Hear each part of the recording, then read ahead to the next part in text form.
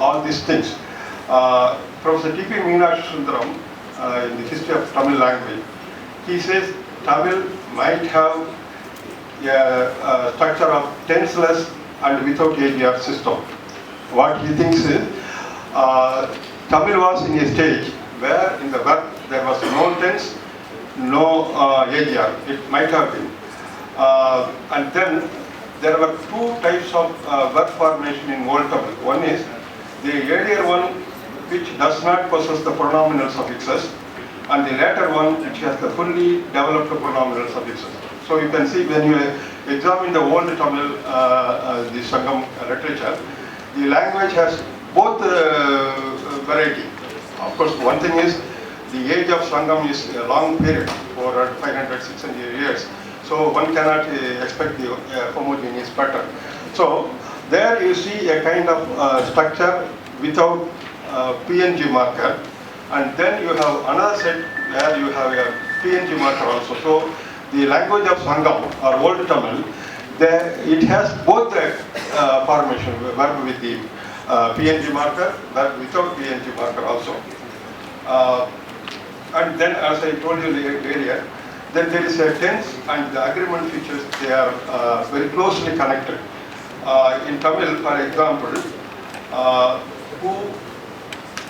tu, ru, tu. These are the first person, past tense, non-past tense suffixes, singular suffix. Tum, rum, tum. These are the first person plural suffixes with non-past tense. So here you have a kind of tense and the PNG markers, they are closely connected. So there is a detailed study about that one, an article by myself and Susila.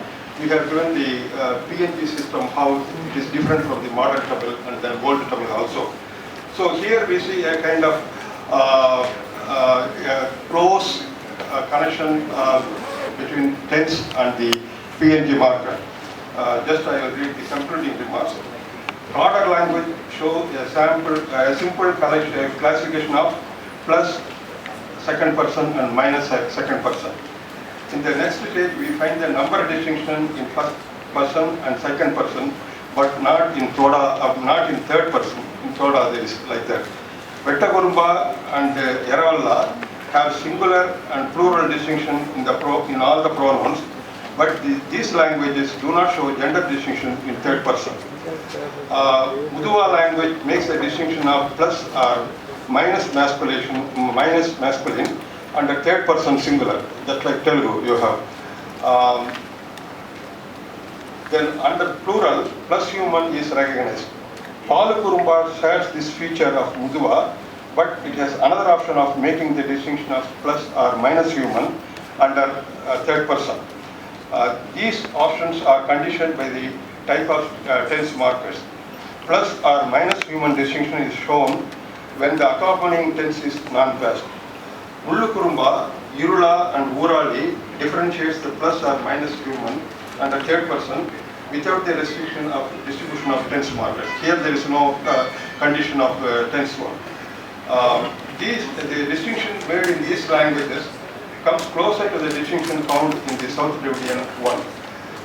From the history of Tamil language, we observe some of these features shared in different periods.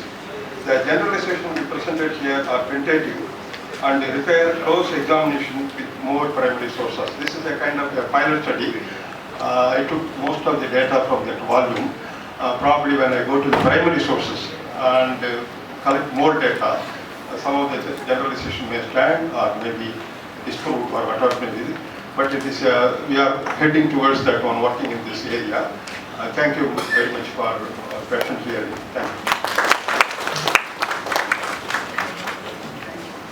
Thank you, Professor Rangan. Especially from the young scholars, you can see that if you start working on the small languages, you can contribute to the theory. Professor Rangan pointed out that even in a passive sentence, the verb agrees with the logical subject, not with the grammatical subject. You know, that kind of thing which is against, you know, the mainstream belief that the grammatical subject plays a very important role, etc. All those things.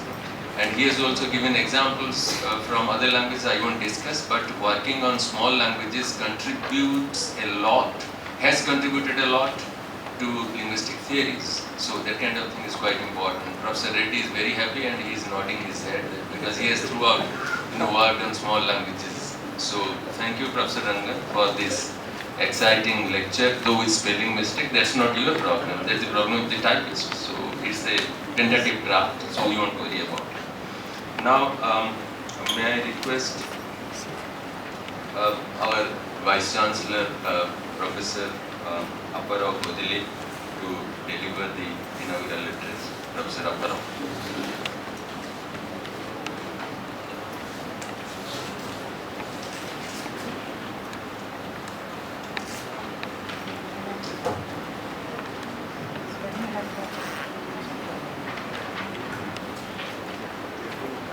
Professor Manikar, Professor Mohanty, Sri Balakrishnan, Additional Secretary, Government of Orissa, Professor Rangan, Professor Maheshwar Rao, Professor Ramurthy, distinguished participants from different parts of the country and maybe from outside the country as well. Ladies and gentlemen, it's a very pleasant occasion for me to associate with this inaugural function for various reasons actually. We always have a very high opinion about the School of Humanities, the kind of work that this School of Humanities has been doing for the last 40 years, or 4 decades of this university's existence. But there was another interesting milestone when Professor Krishnamurthy joined University of Hyderabad as Vice Chancellor. He has started this center, the center which is now hosting this meeting.